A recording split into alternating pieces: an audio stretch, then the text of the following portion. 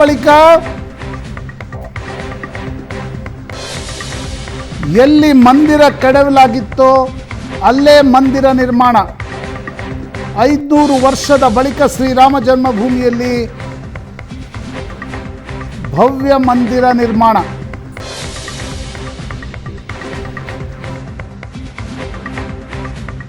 ತಮ್ಮ ಜನ್ಮಸ್ಥಳ ಸೇರಿದ ಮರ್ಯಾದಾ ಪುರುಷೋತ್ತಮ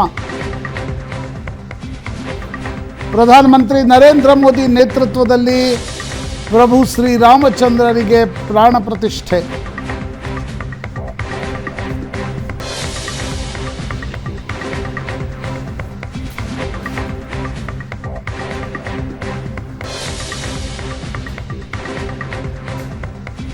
ಅಯೋಧ್ಯೆಯ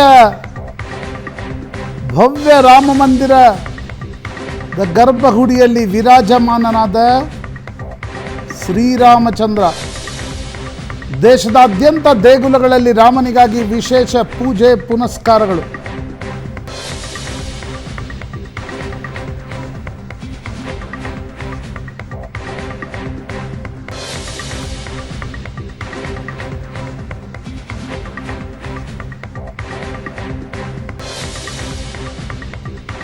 ಪ್ರಧಾನಮಂತ್ರಿ ನರೇಂದ್ರ ಮೋದಿ ಕರೆ ಕೊಟ್ಟಂತೆ ಇವತ್ತು ಸಂಜೆ ದೀಪೋತ್ಸವ ನಡೆಸಿ ದೀಪಾವಳಿಯ ಆಚರಣೆ.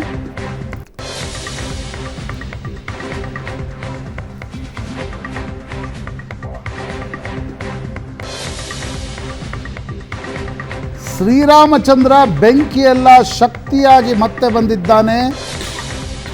ಬನ್ನಿ ಮಂದಿರ ನೋಡಿ ನಿಮ್ಮ ಆಲೋಚನೆ ಬದಲಿಸಿಕೊಳ್ಳಿ ಎಂದು ವಿರೋಧ ಪಕ್ಷಗಳಿಗೆ ಕಿವಿಮಾತು ಹೇಳಿದ ಪ್ರಧಾನಿ ನರೇಂದ್ರ ಮೋದಿ.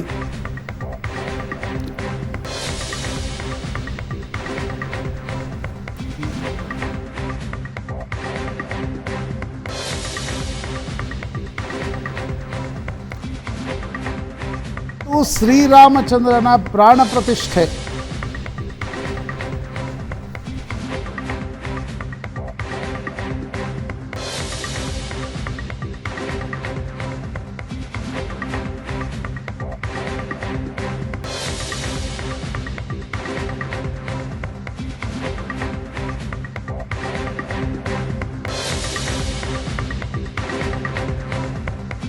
वो भी एक समय था जब कुछ लोग कहते थे कि राम मंदिर बना तो आग लग जाएगी.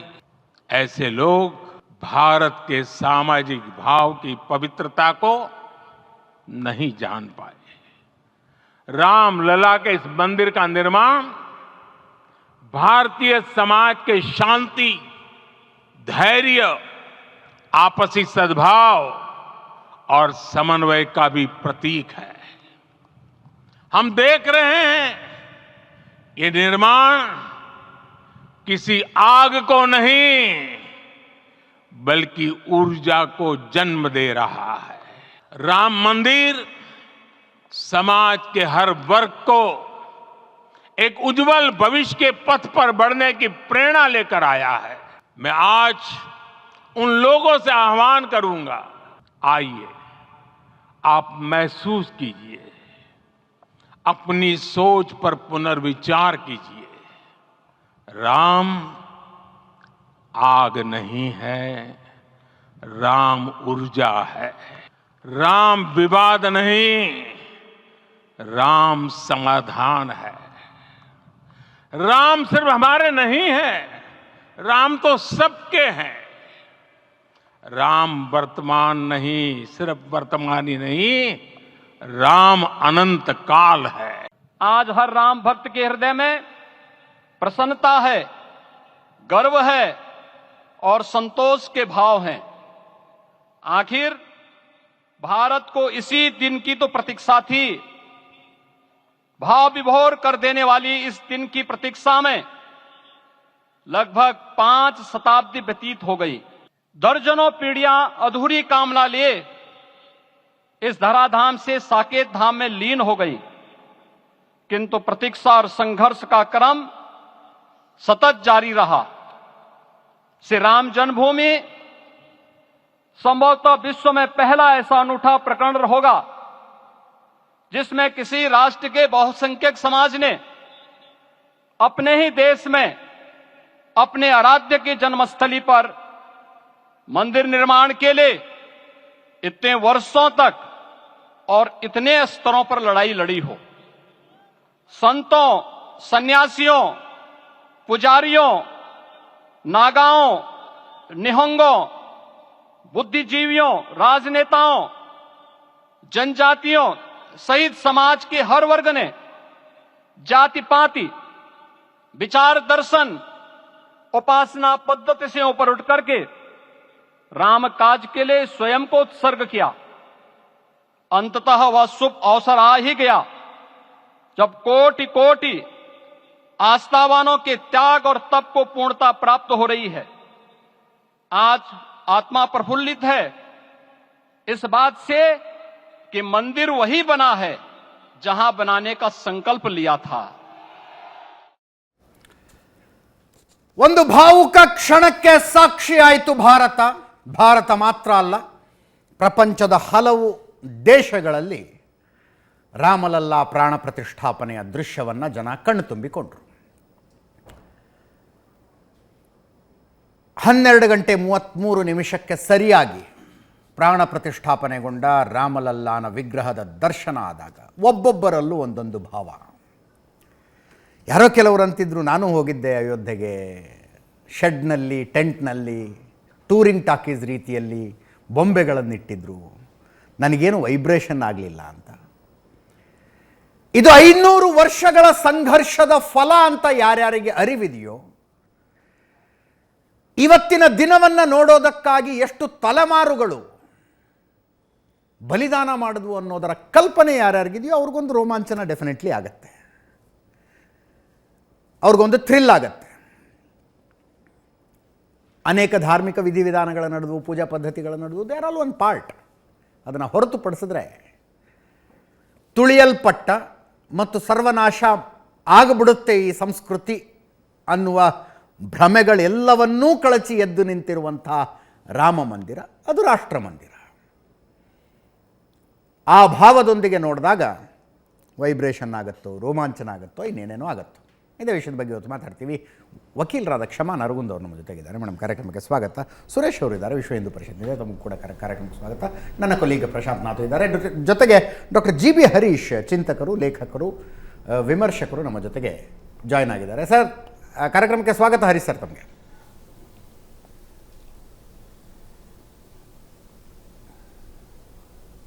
GB ಹರೀಶ್ ಸರ್, ಕೇಳಿಸ್ತಾ ಇದೆಯಾ ನನ್ನ ಧ್ವನಿ? ಓಕೆ, ಮತ್ತೆ ಸಂಪರ್ಕಿಸ್ತೀವಿ ಅವ್ರನ್ನ. ಕ್ಷಮಾ ನರಗುಂದ್ ಮೇಡಮ್, ಆನ್ ಬಾನ್ ಶಾನ್ ಕೆ ಸಾಥ್, ಏನು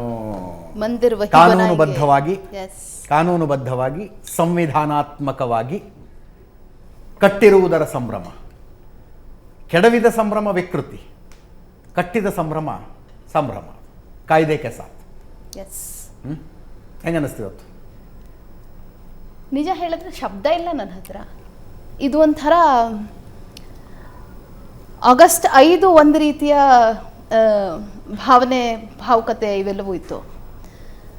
ಇವತ್ತು ಆ ವಿಗ್ರಹ ನೋಡಿ ಅಲ್ಲಿ ಪ್ರಾಣ ಪ್ರತಿಷ್ಠಾಪನೆ ಆದಾಗ ಅಷ್ಟು ವರ್ಷಗಳ ಕಾಲ ಇದು ಕಾನೂನು ಹೋರಾಟ ಹೇಗೆ ನೋಡಬೇಕು ಅಂತಂದ್ರೆ, ಶತಮಾನದ ಕಾನೂನು ಹೋರಾಟ, 5 ಶತಮಾನಗಳ ಹೋರಾಟ, ಸಾಮಾಜಿಕ ಹೋರಾಟ, 1 ಶತಮಾನದ ಕಾನೂನು ಹೋರಾಟ. ಅಂದ್ರೆ ಕೋರ್ಟು, ನ್ಯಾಯಾಲಯ, ನ್ಯಾಯಾಂಗ ಶುರುವಾದ ತಕ್ಷಣನೇ ಕಾನೂನು ಹೋರಾಟ ಶುರು. 1885ಕ್ಕೆ ಮೊದಲನೇ ಬಾರಿ ಕೋರ್ಟಿಗೆ ಹೋಗಿರುವಂಥದ್ದು. ಅಲ್ಲಿ ನನಗೊಂದು ಗುಡಿಯನ್ನ ಕಟ್ಟಿ ಅಲ್ಲಿ ದೇವಸ್ಥಾನ ಮಾಡ್ಲಿಕ್ಕೆ ಅವಕಾಶ ಕೊಡಿ ಅಂತಂದು ಹೇಳಿ ರಘುವೀರ್ ದಾಸರು ಹೋಗಿರುವಂಥದ್ದು. 1885ರಿಂದ ಸತತವಾಗಿ ಅದು ನಡ್ಕೊಂಡು ಬಂದು ಬಂದು ಬಂದು ಅದು ಸಾಕಾರಗೊಂಡಿದ್ದು 2024ಕ್ಕೆ. ಅಂದರೆ ಅದು ಆ ಒಂದು ಶತಕದ ಕಾನೂನು ಹೋರಾಟವನ್ನು ಯಾವ ರೀತಿ ಹೇಳಲಿಕ್ಕೆ ಸಾಧ್ಯ ಅಂದರೆ, ಆ್ಯಸ್ ಒಬ್ಬ ಲಾ ಸ್ಟೂಡೆಂಟ್ ಆಗಿಯೂ ಕೂಡ ಅತ್ಯಂತ ರೋಮಾಂಚನಕಾರಿಯಾದಂತಹ ಅನುಭವ ಇರುತ್ತೆ. ಇನ್ನೊಂದು ರಾಮನ ಬಗ್ಗೆ ರೀ, ರಾಮ ಎಲ್ಲರ ರಾಮ, ಅವನಿಗೆ ಮಾಡ್ತಿದ್ದಾರೆ, ಅದನ್ನ 100 ವರ್ಷ ಮಾಡ್ತಾರೆ ಅಂತಂದಾಗ ಅದರೊಳಗೆ 2 ಭಾವ ಇದೆ. ಒಂದು, ರ್ಯಾಷನಲಿ ಐ ಆಮ್ ಅಬ್ಸಲ್ಯೂಟ್ಲಿ ಹ್ಯಾಪಿ. ಇನ್ನೊಂದು ಭಾವುಗಳಲ್ಲಿ ಅದರೊಳಗೆ ಪದವೇ ಇಲ್ಲ, ಏನು ಹೇಳಬೇಕು ಅಂತಂದು ಹೇಳಿ ಪದವೇ ಇಲ್ಲ. ಆದರೂ ಒಂದು ಶತಕದ ಹೋರಾಟವನ್ನು ನಾವು ನೆನ್ಪಿಟ್ಕೋಬೇಕು, ಅಂದರೆ ಒಂದು ಶತಕದ ಕಾನೂನು ಹೋರಾಟ ನೆನ್ಪಿಟ್ಕೋಬೇಕು. ಎಸ್ ಸುರೇಶ್ ಅವರೇ, ಅಂದರೆ ಲೋಕಾರ್ಪಣೆ ಕಾರ್ಯಕ್ರಮ ಹತ್ತಿರ ಬಂದಾಗ 2 ಸಲ ನಾನು ಅಯೋಧ್ಯೆಗೆ ಹೋಗಿದ್ದೆ, ಕರಸೇವಕಪುರಂಗೂ ಹೋಗಿದ್ದೆ. ಇಡೀ ಹೋರಾಟದ ಕಥೆ ಹೇಳುತ್ತೆ. ಅದೊಂದು 45 ಎಕರೆ ಜಾಗ ಅನ್ನುವಂಥದ್ದು ಕರಸೇವೆ ಶುರುವಾದಾಗಿನಿಂದ ರಾಮ ಮಂದಿರ, ಈಗ ರಾಮ ಮಂದಿರದ ಲೋಕಾರ್ಪಣೆ ಕಾರ್ಯಕ್ರಮದ ಕೇಂದ್ರ ಬಿಂದುವಿನಂತೆ ಇರುವಂಥದ್ದು ಅದೇ ಕರಸೇವಕಪುರಂ. ರಾಮ ಮಂದಿರದಿಂದ ಒಂದು 3 ಕಿಲೋಮೀಟರ್ ದೂರದಲ್ಲಿದೆ. ಸೊ ಇಡೀ ಹೋರಾಟದಲ್ಲಿ ವಿಶ್ವ ಹಿಂದೂ ಪರಿಷತ್ ವಹಿಸಿದಂಥ ಪಾತ್ರ. ನೆನ್ನೆ ಕೂಡ ಹೇಳ್ತಾ ಇದ್ದೆ ನಾನು, ಇದನ್ನು ಜನಾಂದೋಲನವನ್ನಾಗಿ ರೂಪಿಸಿದ್ದು ವಿಶ್ವ ಹಿಂದೂ ಪರಿಷತ್ ಮತ್ತು RSSನ ಅತಿ ದೊಡ್ಡ ಪಾತ್ರ, ಮತ್ತು ಸಾಧು ಸಂತರನ್ನೆಲ್ಲ ಒಟ್ಟಿಗೆ ಕರ್ಕೊಂಡು ಬಂದಿದ್ದು. ಅದರ ಎಂಡ್ ರಿಸಲ್ಟ್ ಇವತ್ತು ಬಂತು. ಹೆಂಗನ್ಸುತ್ತಾ ಹೋರಾಟ ನೆನಪಿಸ್ಕೊಂಡ್ರೆ? ಇವತ್ತಿನ ಪ್ರಾಣ ಪ್ರತಿಷ್ಠಾಪನೆಯನ್ನು ನೋಡ್ತಾ ಇದ್ದರೆ ನನಗಾವಾಗ ಸುಮಾರು 20 ವರ್ಷದ ಯುವಕ ನಾನು, ಸುಮಾರು 40 ವರ್ಷದ ಹೋರಾಟ. ಆಗ ನಾವು ಒಂದು ಬಾಂಡ್ಲಿಲಿ, ಕಬ್ಬಿಣದ ಬಾಂಡ್ಲಿಲಿ ಒಂದು ಇಟ್ಟಿಗೆ ಇಟ್ಕೊಂಡು ತಲೆ ಮೇಲೆ ಇಟ್ಕೊಂಡು ಒಂದು 5 ಜನ 6 ಜನ ಹುಡುಗರು ಅಷ್ಟೇ. ಅವಾಗೇನು ಅಂಥ ಬೆಂಬಲ ಇದೆ ಅಂತಿಲ್ಲ. ಮನೆಗೆ ಹೋಗುವಂಥದ್ದು ನೆನಪು ಬರುತ್ತೆ. ದಯವಿಟ್ಟು ಇದಕ್ಕೆ ಅಕ್ಷತೆ ಹಾಕಿ ಪೂಜೆ ಮಾಡಿ, 1 ಕಾಲು ರೂಪಾಯಿ ಇಡಿ, ಇದನ್ನು ಅಯೋಧ್ಯೆ ಕಳಿಸ್ಬೇಕು. ಜನಕ್ಕೆ ಇಡೀ ಅಯೋಧ್ಯೆ ಇತಿಹಾಸ ಗೊತ್ತಿದೆ ಅಂತಲ್ಲ, ರಾಮನ ಮೇಲೆ ಭಕ್ತಿ, ಅಯೋಧ್ಯೆಗೆ ಇಟ್ಟಿಗೆ ಕಳಿಸ್ತಾರಂತೆ ಅಂಥೇಳಿ ಅಲ್ಲಿ ಅಕ್ಷತೆ ಹಾಕ್ತಕ್ಕಂಥದ್ದು. ರಾಮ ಜ್ಯೋತಿ ಬಂತು, ಆ ಜ್ಯೋತಿ ತೊಗೊಂಡೋಗಿ ಮನೆಗೆ ಹೋಗುವಂಥದ್ದು. ಈ ಜ್ಯೋತಿಯನ್ನು ದಯವಿಟ್ಟು ಅಂಟಿಸ್ಕೊಳ್ಳಿ, ಅಲ್ಲಿ ಅಯೋಧ್ಯೆಯಿಂದ ಬಂದಿದೆ, ಈ ಒಂದು ಜ್ಯೋತಿಯಲ್ಲಿ ನೀವು ದೀಪಾವಳಿ ಆಚರಿಸಬೇಕು ಅಂತ ನಾವು ಯುವಕರು ಹೇಳ್ತಾ ಇದ್ವಿ. ಮನೆಗೆ ಹೋಗುವಂಥದ್ದು. ಅಲ್ಲಿ ಶೂಟಿಂಗ್ ಆಯಿತು 1990ರಲ್ಲಿ. 106 ಜನ ಸತ್ತಿದ್ದಾರೆ ಅಂತ ಗೊತ್ತಾಯಿತು. VP ಸಿಂಗ್ ಅವರು ಪ್ರಧಾನಮಂತ್ರಿ, ನಾವೆಲ್ಲ ಯುವಕರು, ನಮ್ಮ ಆಗಿನ ಸಂಘದ ಪ್ರಚಾರಕರು ಎಲ್ಲ ತಲೆಯೆಲ್ಲ ಬಳಸ್ಕೊಂಡು ಒಂದು VP ಸಿಂಗ್ ಅವರ ಒಂದು ಪ್ರತಿಕೃತಿ ಮಾಡಿ ಅವ್ರದ್ದು ನಾವು ಶವಯಾತ್ರೆ ಮಾಡ್ತಾಯಿದ್ದೀವಿ ಅಂತ ನಾವು ಅದನ್ನೆಲ್ಲ ಹಿಡ್ಕೊಂಡು ಹಿಂದೆ ಹೋಗೋವಂಥದ್ದು. ರಾಮ್ ನಾಮ್ ಅಂತ ಹೇಳ್ಕೊಂಡು ನಾವು ಹೋಗೋವಂಥದ್ದು. ಪೊಲೀಸರು ನಮ್ಮನ್ನು ಅರೆಸ್ಟ್ ಮಾಡ್ತಕ್ಕಂಥದ್ದು. ಈ ರೀತಿ ಸಣ್ಣ ಸಣ್ಣ ಹೋರಾಟಗಳು ನೆನಪಿಗೆ ಬರುತ್ತೆ, ಮೈ ಜುಮ್ಮನ್ನುತ್ತೆ. ಆಗ ಮಾಡಿರ್ತಕ್ಕಂಥದ್ದು ನಾವು ತುಂಬ ಕಷ್ಟ ಇತ್ತು ಅವಾಗ. ಯಾಕಂದರೆ ಅವಾಗ ಸಂಘ ಅಂತಾಗಲಿ ವಿಶ್ವ ಹಿಂದೂ ಪರಿಷತ್ತಾಗಲಿ ಏನು ಹೇಳಿದ್ರು, ಈಗಿರ್ತಕ್ಕಂಥ ಒಂದು ಗೌರವ ಆಗಲಿ ಬೆಲೆ ಆಗಲಿ ನಮ್ಮನ್ನು ಸ್ವೀಕಾರ ಮಾಡುವಂಥ ಒಂದು ರೀತಿ ಇರಲಿಲ್ಲ ಅವಾಗ. ಅನುಮಾನದಿಂದ ನೋಡೋರು, ಅವಮಾನ ಮಾಡೋರು. ನಿಮ್ಮ ಜೀವನದಲ್ಲಿ ನೀವು ರಾಮಂದ್ರ ಕಟ್ಟಲ್ಲ, ಹೋಗ್ರಿ, ನಿಮ್ದು ಇಷ್ಟೇ, ಇಟ್ಟಿಗೆ ಪೂಜೆ ಮಾಡ್ಕೊಂಡು ನೀವು ಜೀವನ ಮಾಡಿ ಅಷ್ಟೇ ಹೋಗ್ರಿ ಅಂತ ನನ್ನ ಸ್ನೇಹಿತ ಒಬ್ಬ ಹೇಳಿದ್ದ 40 ವರ್ಷಕ್ಕೆ ಮುಂಚೆ. ಓಕೆ, ನಾನು ಅವನಿಗೆ ಮೊನ್ನೆ ಮೆಸೇಜ್ ಹಾಕ್ತೀನಿ, ಈ ಥರ ಹೇಳಿದ್ಯಾ ನೆನಪಿದೆಯಾ ಅಂತ. ಯಾಕಂದರೆ ಕಟು ಮಾತುಗಳು ನೆನಪಿರುತ್ತೆ, ಹೊಗಳಿರೋದು ನೆನಪಿರಲ್ಲ. ಅವನಿಲ್ಲ, ನಾನು ಮರ್ತು ಬಿಟ್ಟಿದ್ದೀನಿ, ಇರ್ಬೋದೇನೋ, ಭಾಳ ಸಂತೋಷ ಆಗ್ತಾ ಇದೆ ಅಂತಂದ. ಹೀಗೆ ಇವತ್ತು ಯಾರ್ಯಾರು ಅದಕ್ಕೆ ಬೆಂಬಲವಾಗಿ ನಿಂತಿದ್ದಾರೆ ಅವರಿಂದ ಅನೇಕ ಸಾರ್ವಜನಿಕರಿಂದ ನಾವು ಕಟ್ಟು ಮಾತುಗಳು ಕೇಳಿದ್ದೀವಿ, ದುಃಖಪಟ್ಟಿದ್ದೀವಿ, ಮನೆಯಲ್ಲಿ ಸುಳ್ಳು ಹೇಳಿ ಹೋಗಿದ್ದೀವಿ ಆಂದೋಲನಕ್ಕೆ. ಮನೆಯಲ್ಲಿ ಗೊತ್ತಿಲ್ಲ ಎಲ್ಲಿ ಹೋಗ್ತಾ ಇದ್ದೆ ನೀವು ಅಂತ. ಮತ್ತು ಕಾಲೇಜಿಗೆ ನಾವು ಬಂಕ್ ಮಾಡಿ ಅನೇಕ ಆಂದೋಲನ ಮಾಡ್ತಾಯಿದ್ವಿ, ಸಾಯಂಕಾಲ ವಾಪಸ್ ಬಂದುಬಿಡ್ತಾ ಇದ್ವಿ ಮನೆಗೆ. ಏನಂದ್ರೆ ಇಲ್ಲ ಕಾಲೇಜ್ ಆಯಿತು ಅಂತ ಹೇಳ್ತಾ ಇದ್ವಿ. ಈ ರೀತಿಯ ಅನೇಕ ನೋವುಗಳು, ನೆನಪುಗಳು ಮತ್ತು ಆಗ ಪಟ್ಟಂಥ ಕಷ್ಟಗಳು. ಅಯೋಧ್ಯೆಗೆ ಕೆಲವು ಕಾರ್ಯಸೇವಕರು ಹೋಗಿದ್ದಾರೆ, ನಮಗೆ ಇಲ್ಲಿ ಹೇಳಿದ್ದಾರೆ ಅವ್ರ ಮನೆಯವ್ರಿಗೆ ಹೋಗಿ ನೀವು ಧೈರ್ಯ ಕೊಡಬೇಕಂತ. ಅಲ್ಲಿ ಶೂಟ್ ನಡೀತಾ ಇದೆ, ನಮಗೆ ಹೋಗಬಾರ್ದು ಅಂತಿತ್ತು. ಕೆಲವು ಕಾರ್ಯಕರ್ತರು ಇಲ್ಲೇ ಇದ್ದು ನೀವು ಈ ಸಮಾಜವನ್ನು ಸಂಭಾಳಿಸ್ಬೇಕಂತ ನಮಗೆ ಸಂದೇಶ ಬರೋದು, ಈ ಥರ ಶೂಟ್ ಆಗ್ತಾ ಇದೆ, ಅವ್ರ ಮನೆಗಳಿಗೆಲ್ಲ ಹೋಗಿ ನೀವು ಭೇಟಿ ಮಾಡಿ ಅಂತ. ಹೇಗೆ ಹೋಗೋದು ಅವ್ರ ಮುಂದೆ? ಕಳಿಸಿದ್ದು ನಾವೇ, ಹೋಗಿ ಅಂತ ಕಳಿಸಿದ್ದೀವಿ. ಅಲ್ಲಿ ಶೂಟ್ ಆಗ್ತದೆ, ಅಲ್ಲಿ ಟಿ ವಿ ಇಲ್ಲ ಅವಾಗ. ಏನಪ್ಪ ನಮ್ಮ ಹುಡುಗನ ಕಳಿಸ್ಬಿಟ್ಟು ಈಗ ಒಂದು ಸಮಾಧಾನ ಮಾಡ್ತೀರಾ, ಇದೇನ ಮಾಡೋದು ಅಂತ ತಂದೆ ತಾಯಿಗಳು ಬೈತಾ ಇದ್ದಾರೆ. ನಾವಿನ್ನು ಚಿಕ್ಕವರು, ಅಷ್ಟೇನು ದೊಡ್ಡ ನಮಗೆ ಸಾಹಿತ್ಯ ಗೊತ್ತಿದೆ ಅಥವಾ ಹೆಚ್ಚು ಮಾತಾಡ್ಬೋದು, ಸಮಾಧಾನ ಮಾಡ್ಬೋದು ಅಂತ ಏನಿಲ್ಲ. ಆದರೆ ಒಂದು ಸಮಾಧಾನ ಇಲ್ಲ, ಬರ್ತಾರೆ, ಒಳ್ಳೆಯದಾಗತ್ತೆ, ಖಂಡಿತವಾಗಿ ಏನು ಆಗಿರೋದಿಲ್ಲ, ನಮಗೆ ಬೇರೆ ರೀತಿಯಲ್ಲಿ ನಮ್ಮ ಕಾರ್ಯಕರ್ತರು ತಿಳಿಸಿದ್ದಾರೆ ಅಂತ ಹೇಳಿರ್ತಕ್ಕಂಥದ್ದು. ಇದೆಲ್ಲ ಹೇಗೆ ಮಾಡಿದ್ವಿ ಗೊತ್ತಿಲ್ಲ ನಮಗೆ, ಆದರೆ ಒಂದು ಹುಚ್ಚು. ಪ್ರಶಾಂತ್, ಯಾವುದೇ ಒಂದು ಹೋರಾಟ ಆಗಲಿ ಜನಾಂದೋಲನವಾಗಿ ರೂಪಿತಗೊಳ್ಳದ ಹೊರತು ಲಾಜಿಕಲ್ ಎಂಡಿಗೆ ಬರೋದಿಲ್ಲ. ಅಂದರೆ ವ್ಯಾಪಕ ಜನಬೆಂಬಲವನ್ನು ಪಡೆಯದೆ ಹೊರತು ಗುರಿ ಸಾಧನೆ ಕಷ್ಟ ಅನ್ನೋದಕ್ಕಿದು ಎಕ್ಸಾಂಪಲ್ಲ. ಎರಡೂ ಜನ ಈಗ ಸ್ವತಂತ್ರ ಹೋರಾಟ ಅಂದರೆ ಕೋರ್ಟ್ ಕೇಸ್ ನಡೀತಿತ್ತು. ಕೋರ್ಟ್ ಕೇಸಿಗೆ ನಿಮ್ಮ ಕಡೆ ಎಷ್ಟು ಜನ ಬೆಂಬಲ, ನಿಮ್ಮ ಕಡೆ ಎಷ್ಟು ಜನ ಬೆಂಬಲ ಸಂಬಂಧ ಇಲ್ಲ. ನಿಮ್ಮ ಕಡೆ ಏನು ಡಾಕ್ಯುಮೆಂಟ್ ಇದೆ, ನಿಮ್ಮ ಕಡೆ ಏನು ಡಾಕ್ಯುಮೆಂಟ್ ಇದೆ ಅಷ್ಟೇ. ಆದರೆ ಇಂಥದ್ದೊಂದು ಭವ್ಯ ರಾಮ ಮಂದಿರ ನಿರ್ಮಾಣಗೊಂಡು ಲೋಕಾರ್ಪಣೆಗೊಂಡು ದೇಶದ ತುಂಬ ಇನ್ನೊಂದು ದೀಪಾವಳಿ ಆಚರಿಸೋದು ಸಾಧ್ಯ ಆಗೋದು ಜನಾಂದೋಲನ ಆದಾಗ.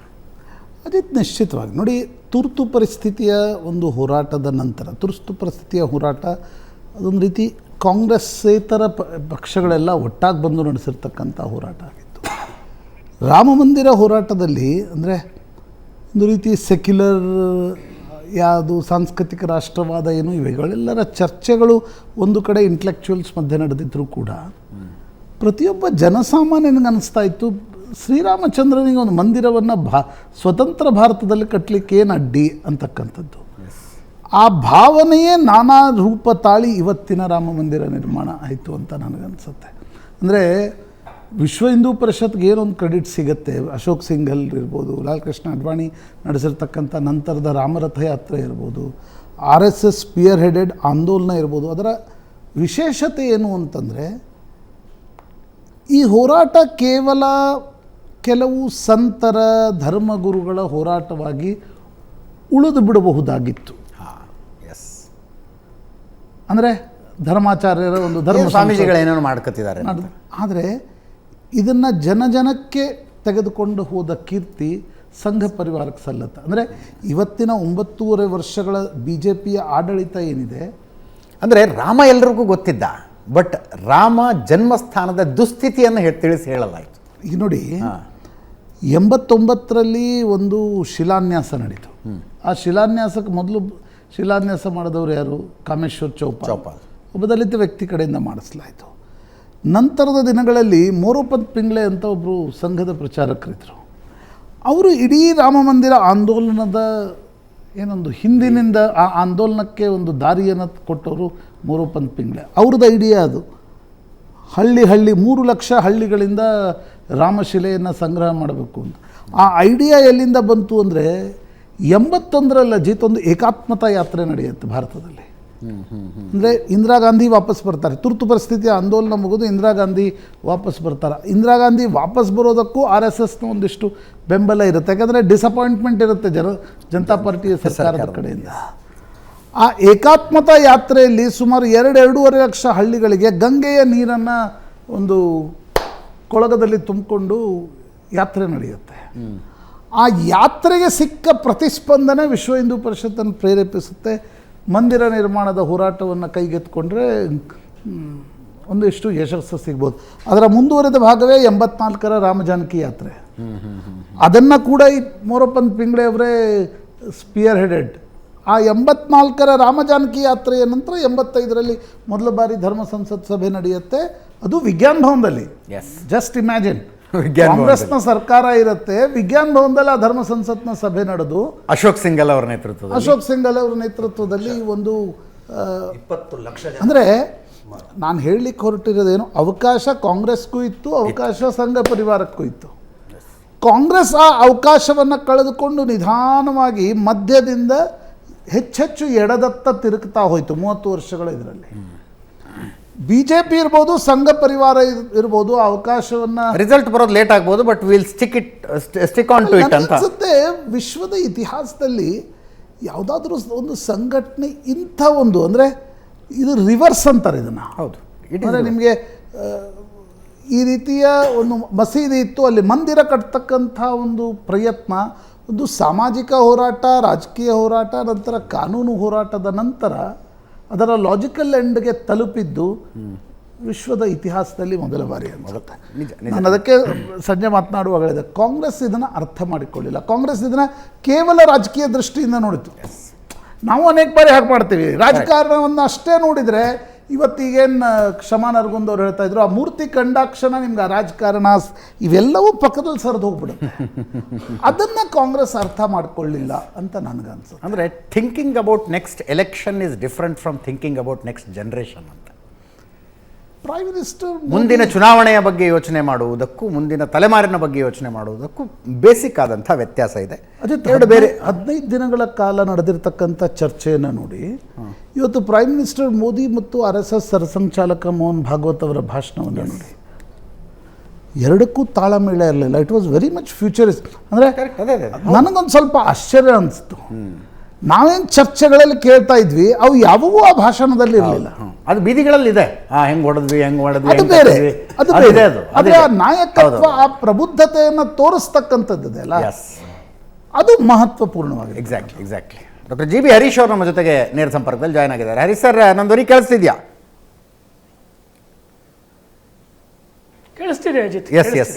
ನನಗೆ ಇದೊಂದು ದೊಡ್ಡ ಸಿವಿಲೈಸೇಷನಲ್ ವಿಕ್ಟರಿ, ಸಿವಿಲೈಸೇಷನ್ ರಿನೇಸನ್ಸ್ ಅಂತ ಯಾಕೆ ಅನ್ಸುತ್ತೆ ಅಂದರೆ, ಯಾವ ಪೇಗನ್ ಕಲ್ಚರ್ಗೂ ತಾವು ಕಳೆದುಕೊಂಡಿದ್ದ ಜಾಗವನ್ನು ಮತ್ತೆ ವಾಪಸ್ ಪಡೆದು ಮತ್ತೆ ನಿರ್ಮಾಣ ಮಾಡ್ಕೊಳ್ಳೋದು ಸಾಧ್ಯ ಆಗಿಲ್ಲ. ಜಗತ್ತಿನ ಇತಿಹಾಸದಲ್ಲಿ ಮೊದಲನೆಯ ಸಲ ಸೆಮ್ಯಾಟಿಕ್ ಥಾಟ್ನಿಂದ ಧ್ವಂಸವಾಗಿದ್ದ ಜಾಗವೊಂದನ್ನು ವಾಪಸ್ ತಗೊಂಡು ಅಲ್ಲಿ ಮೂಲ ಏನಿತ್ತು ಅದನ್ನು ಮರು ನಿರ್ಮಾಣ ಮಾಡಿರುವಂಥದ್ದು. ಆ ಕಾರಣಕ್ಕಾಗಿ ಅಂದರೆ first time in the history of the world ಅಂತ ಅನಿಸ್ತಾ ಇದೆ ನನಗಿದು.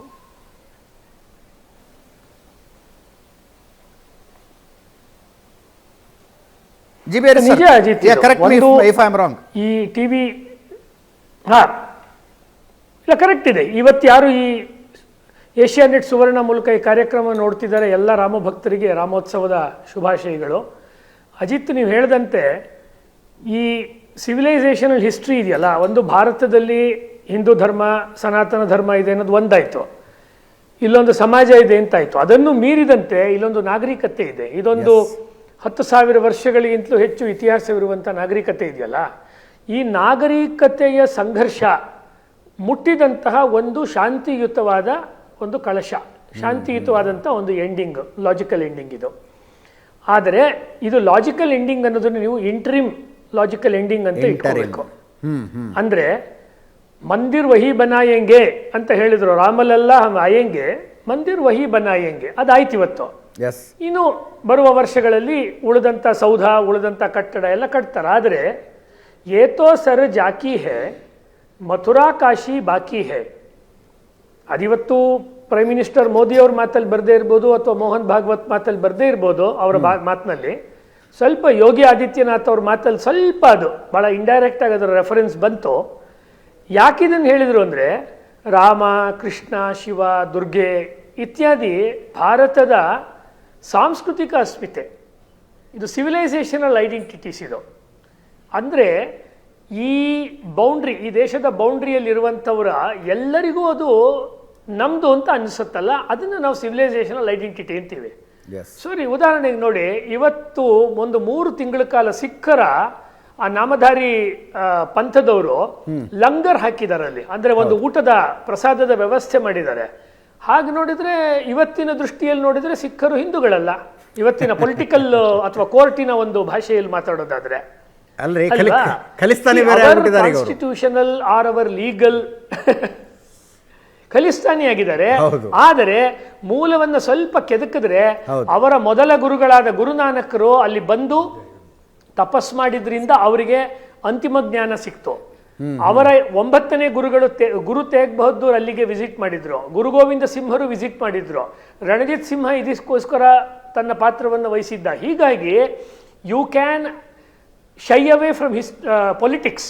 ನೀವು ರಾಜಕೀಯದಿಂದ ಕೈ ಕೊಡುಕೊಂಡು ನನಗೂ ನಿನಗೂ ಸಂಬಂಧ ಇಲ್ಲ ಅಂತ ಹೋಗ್ಬೋದು. ಆದರೆ ಧಾರ್ಮಿಕ ಸಾಂಸ್ಕೃತಿಕ ವಿಷಯ ಬಂದಾಗ ನೀವು ಹಾಗೆ ಕೈ ಕೊಡುಕೊಳ್ಳೋಕ್ಕೆ ಆಗಲ್ಲ. ಆ ಅರ್ಥದಲ್ಲಿ ಇದು ಸಿವಿಲೈಸೇಷನ್ ಅಲ್ಲೋ. ಈಗ ನೋಡಿ, ಇಲ್ಲಿ ಎಲ್ಲರೂ ಅಯೋಧ್ಯೆಗೆ ಒಂದು ಪೊಲೀಸ್ ಸ್ಟೇಷನ್ ಅಂತ ಆದ ಮೇಲೆ ಡಾಕ್ಟರ್ ಜಿ ಬಿ ಹರೀಶ್ ಅಲ್ಲಿ ದಾಖಲಾದಂತಹ ಮೊಟ್ಟ ಮೊದಲ FIR ರಾಮ ಮಂದಿರ ಹೋರಾಟಕ್ಕೆ ಸಂಬಂಧಿಸಿದ್ದು. 28 ಜನ ನಿಹಂಗ ಸಿಖ್ಖರು ಮಸೀದಿಯ ಒಳಗೆ ಬಂದು ಅಲ್ಲಿ ಹೋಮ ಹವನಗಳನ್ನು ಮಾಡಿ ಗೋಡೆಯ ಮೇಲೆ ಜೈ ಶ್ರೀರಾಮ್ ಅಂತ ಬರೆದ್ರು ಅಂತ ಅಲ್ಲಿನ ಆಗಿನ ಪೌದ್ದಾರ್ ಅಂತ ಕರೀತಾರೆ, ಅವರೊಂದು ರಿಪೋರ್ಟ್ ಬರೀತಾರೆ, ಏನೋ ಸ್ಟೇಷನ್ ಹೌಸ್ ಡೈರಿಯಲ್ಲಿ. ಅದಾದ ಮೇಲೆ ಮಸೀದಿಯ ಮುತವಲ್ಲಿ ಬಂದು ಒಂದು ಕಂಪ್ಲೇಂಟ್ ಕೊಡ್ತಾರೆ, ನಿಹಂಗ್ ಸಿಖ್ರು 28 ಜನ ಬಂದು ಹಿಂಗೆ ಮಾಡಿಬಿಟ್ರು ಅಂತ. ಕೊನೆಯಲ್ಲಿ ಮುತವಲ್ಲಿ ಮಸ್ಜಿದ್ಗೆ ಜನ್ಮಸ್ಥಾನ ಅಂತ ಬರೆದು ಸೈನ್ ಹಾಕಿರ್ತಾರೆ ಅವರು. ಸೊ ಅಂದರೆ ನೀವು ಸಿಖ್ಖು ಎಸ್ ಪ್ಲೀಸ್ ಮುಂದುವರಿಸಿ. ನೋಡಿ, ಇಲ್ಲಿ ಒಂದು ನಮ್ಮ ವೀಕ್ಷಕರಿಗೆ ತೋರಿಸ್ಬೇಕು, ದ ರೋಡ್ ಟು ಅಯೋಧ್ಯ ಅಂತ ಹೇಳಿ ಜೈ ದುಬಾಷಿ ಅಂತ ಹಿಂದೆ ಒಬ್ರು ಪತ್ರಕರ್ತರಿದ್ರು.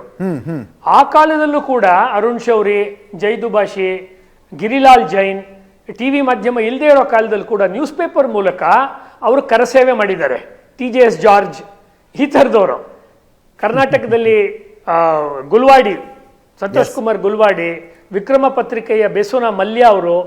ಯಾಕಿದನ್ನು ಹೇಳ್ತೀನಿ ಅಂದರೆ, ಅವರಿಗಿದು ಹಿಂದೂಗಳು ಮತ್ತು ಮುಸ್ಲಿಮರ ಒಂದು ಹೋರಾಟ ಅಥವಾ ಕೋರ್ಟಿಗೆ ಸಂಬಂಧಪಟ್ಟ ಹೋರಾಟ ಅನ್ನುವುದನ್ನು ಮೀರಿ ಇದು ನಮ್ಮ ಇಡೀ ನಾಗರಿಕತೆಯ ಒಂದು ಸಂಕೇತ. ರಾಮ ನಮ್ಮ ನಾಗರಿಕತೆಯ ಸಂಕೇತ, ಕೃಷ್ಣ ನಮ್ಮ ನಾಗರಿಕತೆಯ ಸಂಕೇತ. ನಾಗರಿಕತೆ ಅಂದರೆ ಯಾವುದು? ಈ ದೇಶದಲ್ಲಿ ಯಾವುದು ಮೂಲದಿಂದ ಉಳ್ಕೊಂಡ್ಬಂದಿದೆಯೋ, ಉಳಿದು ಬೆಳೆದಿದೆಯೋ ಅದು. ಅದರಲ್ಲಿ ಸಿಖ್ರು ಬರ್ತಾರೆ, ವೀರಶೈವರು ಬರ್ತಾರೆ, ಆದಿವಾಸಿಗಳು ಬರ್ತಾರೆ, ಗುಡ್ಡಗಾಡಿನ ಜನಗಳು ಬರ್ತಾರೆ, ಇವತ್ತಿನ ಭಾಷೆಯಲ್ಲಿರುವಂಥ SC ST ಎಲ್ಲರೂ ಬರ್ತಾರೆ, ಜೈನರು ಬರ್ತಾರೆ, ಬೌದ್ಧರು ಬರ್ತಾರೆ, ದೇವರು ನಂಬದೇ ಇದ್ದವರು ಬರ್ತಾರೆ. ಬಟ್ ಅವ್ರು ಭಾರತ ನಂಬಬೇಕು. ಎಸ್, ನೀವು ದೇವ್ರು ನಂಬದೇ ಏನು ಸಮಸ್ಯೆ ಇಲ್ಲ, ಭಾರತವನ್ನು ನಂಬಬೇಕು. ಭಾರತತ್ವ, ಆ ಇಂಡಿಯನ್ನೆಸ್, ಆ ಭಾರತೀಯತೆಯನ್ನು ಯಾರು ಒಪ್ಪಿದ್ರೋ ಅವ್ರಿಗೆ ಸಮಸ್ಯೆ ಇಲ್ಲ. Absolutely. ಅಂದ್ರೆ ಇದು ಭಾರತೀಯತೆ ಮತ್ತು ಅಭಾರತೀಯತೆಯ ನಡುವೆ ನಡೆದಂತಹ ಸಂಘರ್ಷ ಇದು. You said that word correct. ಭಾರತೀಯತೆ ಮತ್ತು ಅಭಾರತೀಯತೆಯ ನಡುವೆ ನಡೆದ ಸಂಘರ್ಷ ಅಂತ. ನೀವು ಯಾರ ಕಡೆ ನಿಂತ್ಕೊಳ್ತೀರಿ ಅನ್ನೋದು ಮ್ಯಾಟರ್ ಆಗುತ್ತೆ. ಹಿರೇಮಗಳೂರು ಕಣ್ಣನವರು ಕೂಡ ನಮ್ಮನ್ನು ಜಾಯ್ನ್ ಆಗಿದ್ದಾರೆ. ಸರ್, ಒಂದು ಸಣ್ಣ ಬ್ರೇಕ್ ಮುಗಿಸ್ಕೊಂಡು ಬರ್ತೀನಿ.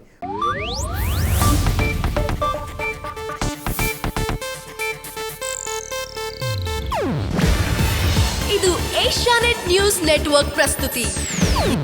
ನೀವು ನೋಡ್ತಿದ್ದೀರಾ ಏಷ್ಯಾನೆಟ್ ಸುವರ್ಣ ನ್ಯೂಸ್.